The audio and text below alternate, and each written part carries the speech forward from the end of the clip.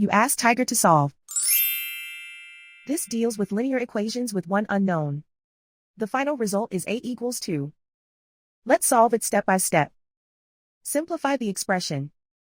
Expand the parentheses. Simplify the arithmetic. Find the greatest common factor of the numerator and denominator. Factor out and cancel the greatest common factor. Group all constants on the right side of the equation. Add 3 to both sides. Simplify the arithmetic.